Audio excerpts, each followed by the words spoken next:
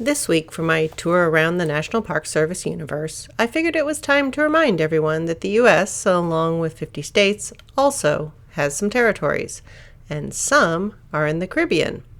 The ones I'll be looking at particularly today are the U.S. Virgin Islands. And for my purposes, these are handy since they also contain the ruins of sugar plantations, which you can see, including the steam-powered machinery, along the Reef Bay Trail.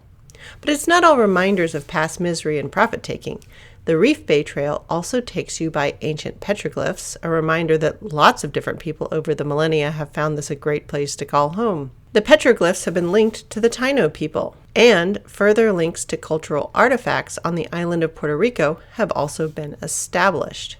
The Reef Bay Trail in the U.S. Virgin Islands National Park lets you see into pre-Columbian times, the natural wonders of the plant and animal life, and marks of a European colonial presence, along with the emergence of what the modern Caribbean identity is becoming today. Not a bad walk to think about taking next winter when you just can't take one more gray day. Or if you're lucky enough to already be in the area, a spectacular location to see the sights. So consider a trip to a part of the National Park Service repertoire that most people forget is even there.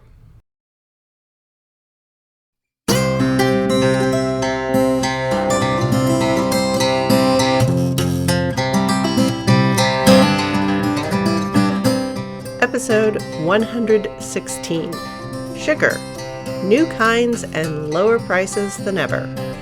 Hello, and welcome to the History of American Food. This week I'll be looking at how new kinds of sugar and lower prices than ever are going to put their stamp on American food in a way we are still living with. I put a little sugar bag in my podcast tile for many reasons, and this episode is going to explain some of them. To hear what they are, pull up to your place at the table and let's dig in. The first thing you need to know is how hard I resisted naming this episode Sugar, Cheap, Cheap. I realize this likely means nothing to most people listening to this, but if you are someone who is a child in America watching Sesame Street during a certain period of time, you can see the harvesting and processing of sugar beets all of a sudden. For the rest of you, I have included the YouTube link to this weird little musical interlude of my childhood, and you can have a new earworm. You are welcome. So why have I subjected you to this blast from the past? For most of the time that people have been craving and cultivating sugar in the world's largest continent, Africa, and the second largest, Asia, and that tiny appendage of Asia, Europe, and all over the islands of the Pacific and Indian Ocean, there has been one plant, sugarcane, that has provided both sugar syrup and sugar crystals. Honey's also always been there, but it's classed a bit differently and has different properties when it comes to cooking. Some tree syrups, birch, alder, and most famously maple, made from their spring sap, have also made themselves known as sugar sources. But again, they are laborious to make and require mature trees and have distinctive flavors that again make them their own thing. Other plant parts that had a sweetness to them were often isolated and concentrated. There are even records of a sweet syrup being made from, say, fresh corn juice in the Americas. Kind of the first corn syrup, if you will. And concentrated juices of things like apples and peaches have all contributed to the sweet things you can store and add to other things to sweeten them up. But the sugar we think of when we go to the store and get it for baking is a particular chemical, sucrose. This is a double ring structure that contains one ring of glucose and one ring of fructose. They both have the chemical formula C6H12O6, that is 6 carbons, 12 hydrogens, and 6 oxygens. Just how the O's and the H's and the OH's are all stuck to the carbons and how the carbons make the ring, that's a little different between the two. But the two rings linked together make sucrose, which crystallizes so nicely and has that chemical formula of C12H22O11. If you're counting, that means you lose one oxygen and two hydrogens when they link together. That is, a water molecule. I could go into way more detail about this sugar and the other ones, like maltose and dextrose and lactose and on, but that is not what this episode is about. Instead, I'll put all of that in my carbohydrate bonus episode, which will be called Sticky, to go along with the protein bonus episode from last winter, Stringy. And when I get a minute here, I'll finish up the trio with fats, under the category of slippery. The reason I veered back into the chemistry lane for a second was just to make clear that for a very long time, when people said sugar, they just meant a sweet crystallized thing. For the most part, they were talking about sucrose from sugarcane, and everything else that was like it but a little different was often given a modifier, like maple sugar. But all of these 6-carbon carbohydrate rings are sweet to us. But the sweetness can vary, and their ability to crystallize is also quite variable. And they often have bonus molecules that give them distinct flavors. And just as a side note, honey cannot make dry crystals, or at least not without some sort of outside chemical intervention. Because honey, like so many other sweeteners, is a mixture, in this case of glucose and fructose single rings, along with the double ring structure of sucrose.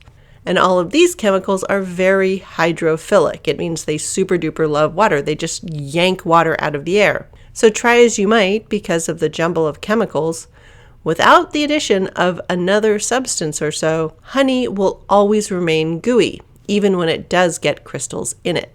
The water plus the mixture of chemical means no regular dry crystals. And no matter what, honey is expensive when compared to plant-based sweeteners. Now, to be fair, honey adulteration has always been part of the deal, and it's even rampant in the modern world.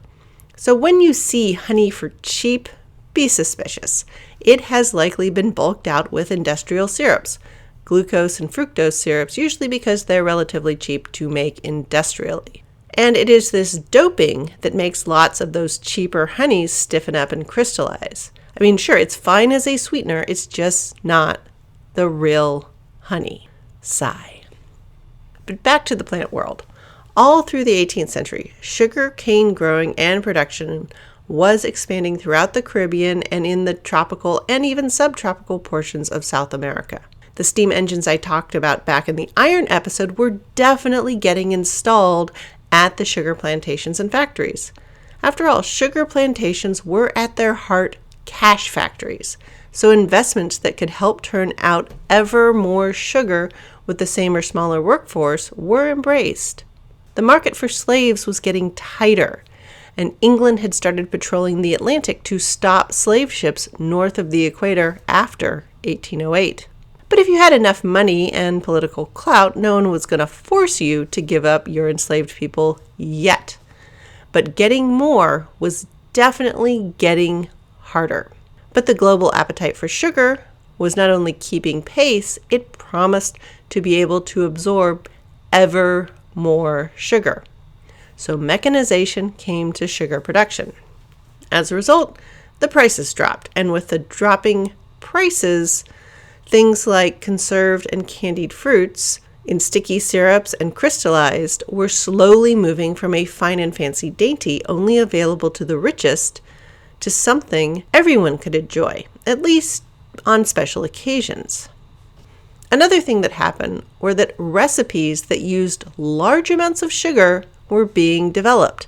Jams, jellies, marmalades, and recipes that were at one point made with no or limited sugar suddenly had sugar added in. For instance, the quince paste or membrillo from an earlier season suddenly had added sugar. When sugar was added in, it meant it was easier to get it to gel, and a more consistent flavor could be made more easily, even if all the quinces weren't quite perfect. Ice cream and gelato, again, once a treat for only the very tippy top of the diners of the world in the 18th century, was starting to make it out into the world for more regular people, just kinda rich people. Ice cream parlors became fashionable, and soon would be an attainable treat for more people than ever. But an item even more desirable and easier to make and store and sell than ice cream were candies made almost entirely out of sugar. Now this could be sugar or molasses or sugar syrups, and sometimes some fat was added.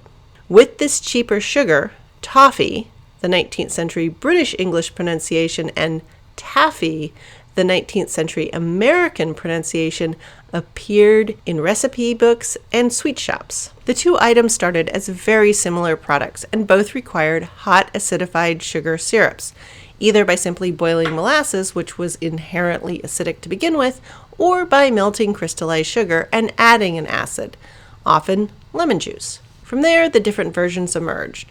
If a butter or other fat was stirred in, the result was generally known as toffee. Or the plain sugar syrup could be poured out onto a buttered tray, slightly cooled, and then it was pulled and folded to make an aerated and lighter colored, somewhat fluffy, and always very sticky candy we generally identify as taffy.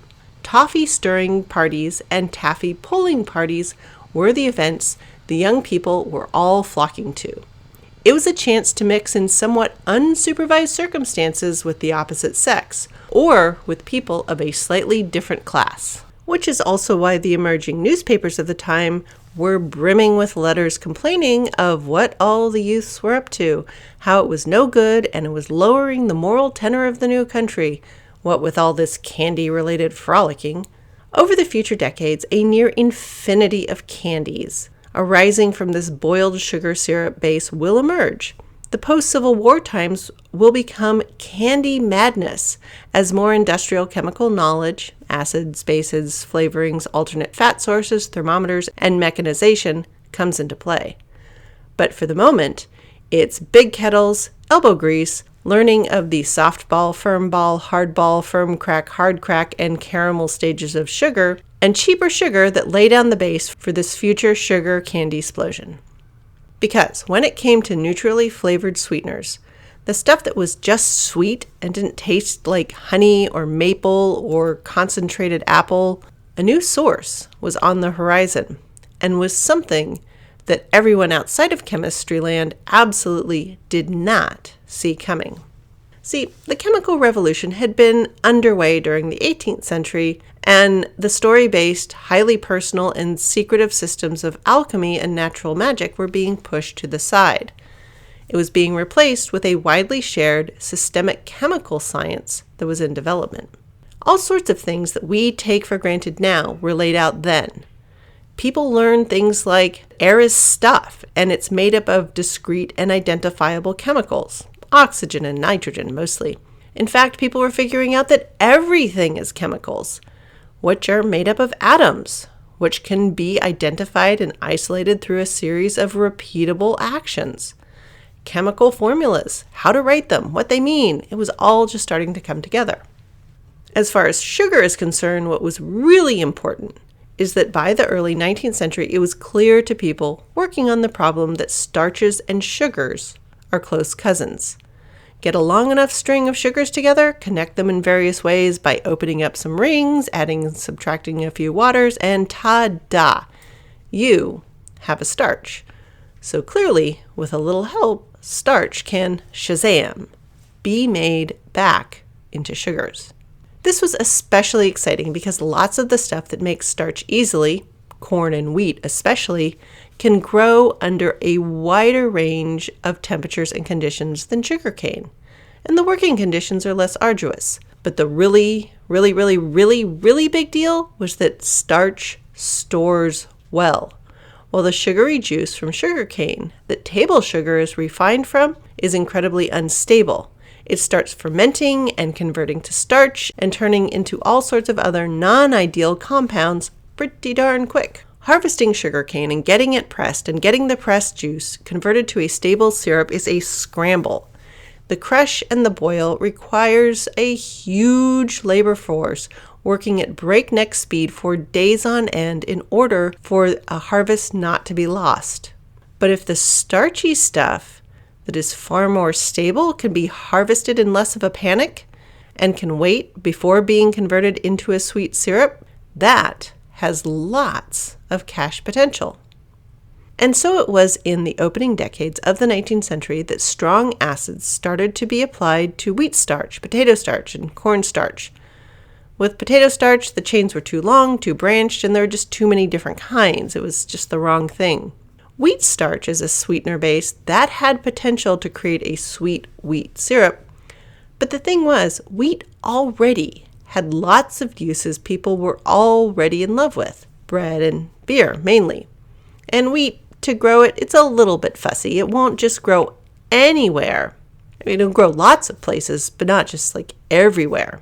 But corn, on the other hand, that grows great in lots of places, and those kernels are relatively easy to get out of their husks, unlike with the threshing of wheat grains.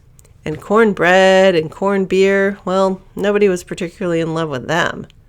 Excess corn, slated to become super sweet, now that was generally seen as a great idea.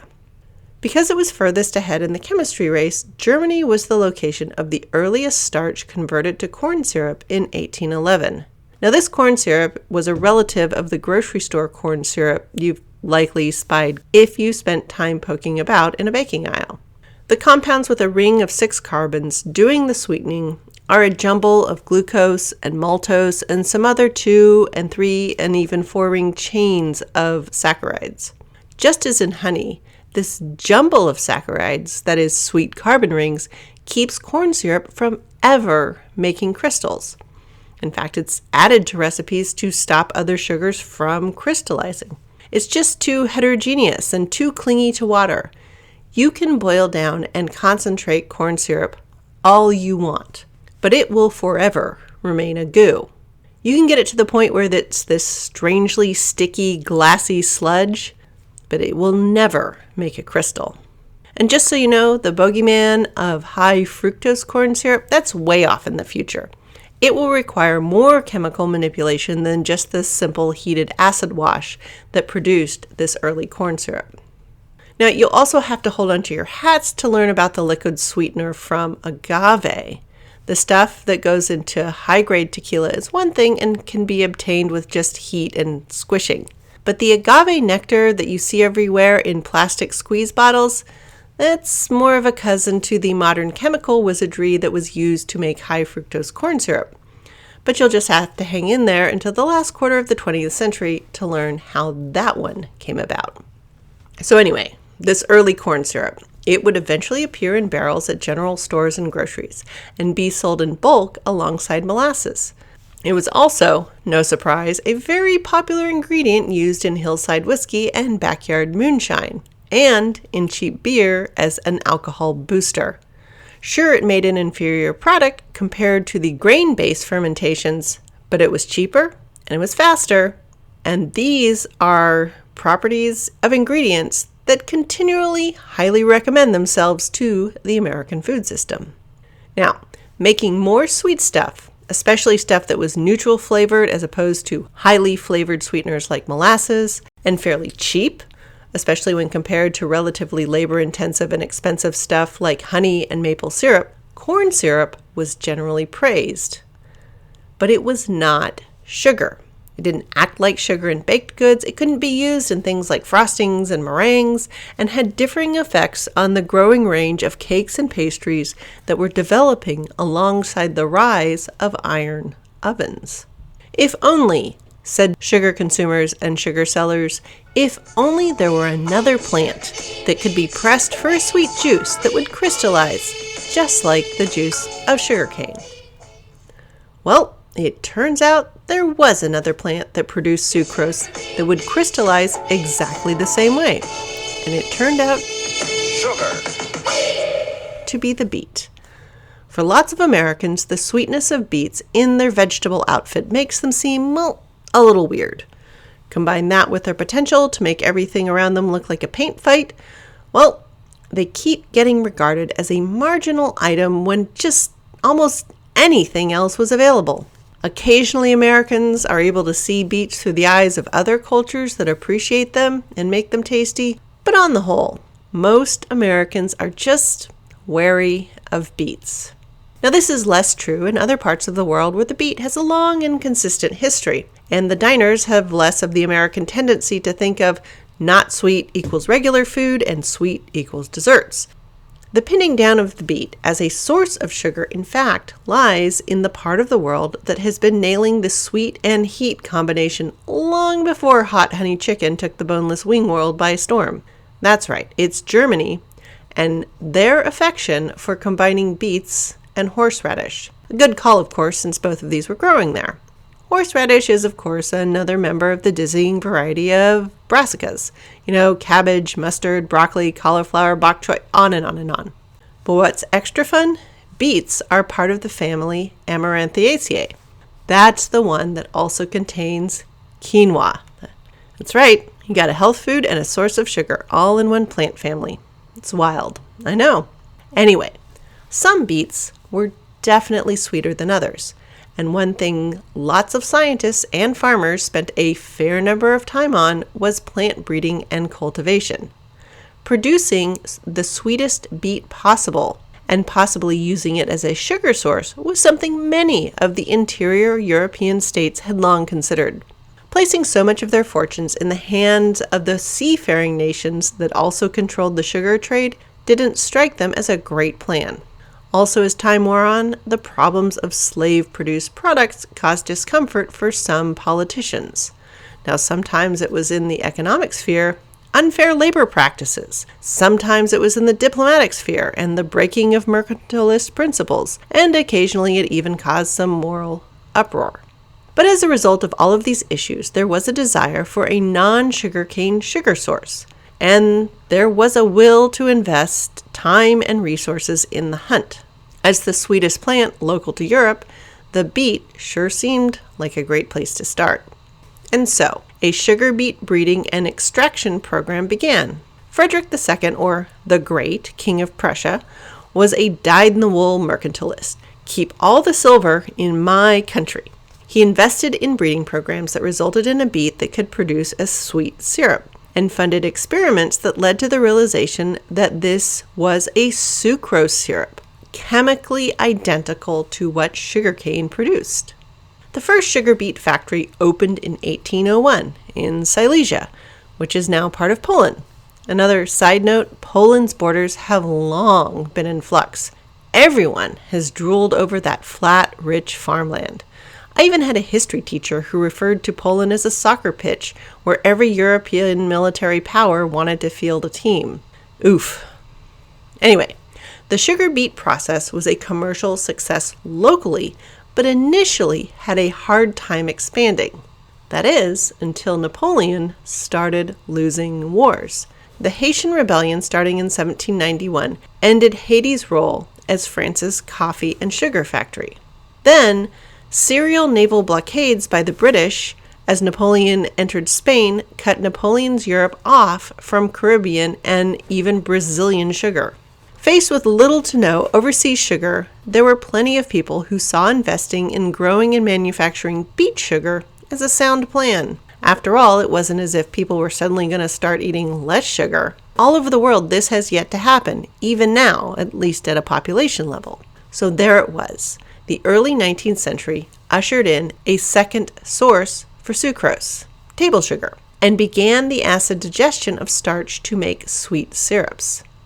And beyond that, it also began the trend of making sugar-based candy, leaving out the plant materials, usually fruits and nuts, that had been at the center of sweetmeats.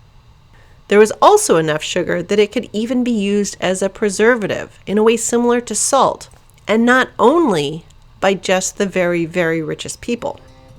This emerging trend of sugar-preserving fruits in conserves and liquors and jellies and jams, that is going to get another huge boost with the development of cheaper glass and the rise of home canning. That's right, next episode is when I will add a new item to our list of stuff we cover. Glass. It also will switch from a specialty item that was carefully treasured and endlessly reused to something that will soon become an industrial product. Sure, it will have a role in food preservation as a container, but it will change other things about the food world that entirely surprised me.